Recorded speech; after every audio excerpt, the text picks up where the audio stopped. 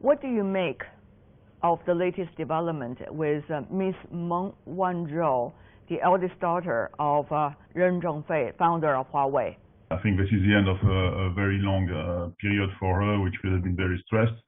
So obviously, this is a very positive outcome for everybody, and it shows that when the state is taking this thing into its own hands, it can help a lot in those kind of cases. I see this as a very huge win for China because it's really the first time that a country stand up to the long-arm jurisdiction of the United States in such a way.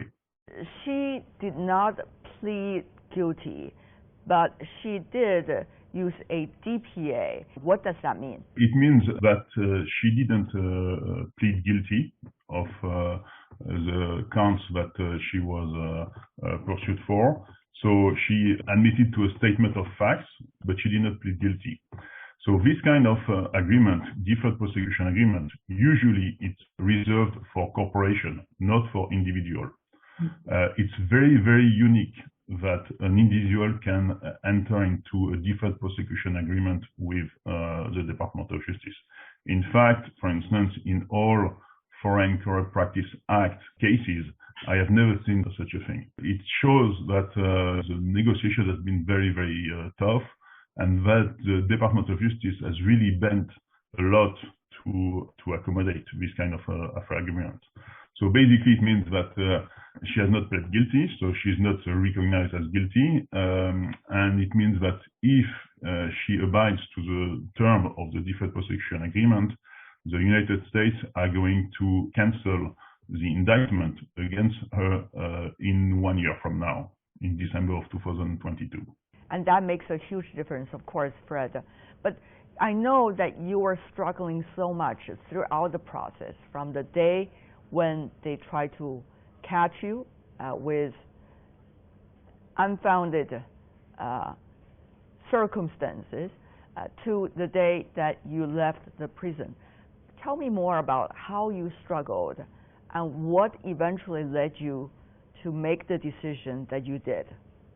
I didn't have the chance to have my company support like she had, and I didn't have the chance to have my country support like she had.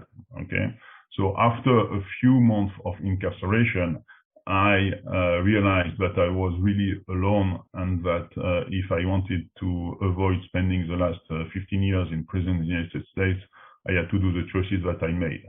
So this is a huge difference. What I have seen in the Huawei case is that the whole company was behind her from beginning to the end, and also diplomatically, China probably did a lot of things to come to this kind of agreement. What you have to remember is that my case occurred in 2013 and 2014. At that time, the world was not so aware of the long-arm jurisdiction of the United States. It was there had been a few cases before the Alstom case, but those cases were unnoticed by most of the people. So even in France, we had to wait until we had the Alstom case in order to change the French anti-corruption law to protect French companies and so on. I remember Ms. Meng, after she knew she could go back to China, she talked about the past almost 2.5 years as absolutely disruptive moment of her life. But she also talked about every cloud has its own silver lining. If I understand what you just said, it seems that you are reaching similar conclusions. Yeah, I think she was amazingly courageous also to continue to fight back. And yesterday's result is really amazing. So I think she did the right thing, not to give up.